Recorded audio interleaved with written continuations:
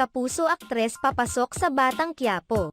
Nagbigay na ng pahayag ang kapuso actress na si Carla Abellana hinggil sa kumakalat na bali-balita na idedagdag siya sa mga cast ng kapamilya teleserye na Ang Batang Quiapo.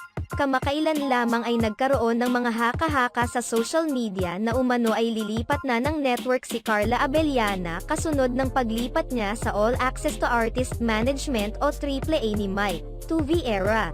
Noong nakaraang linggo pa dapat sila haharap sa mga entertainment press para formal na iaanunsyo ang paglipat ni Carla Abellana sa AAA. Subalit na reschedule ito noong Martes na ginanap sa Sampaguita Garden. Kung bibigyan po ako ng opportunity, why not?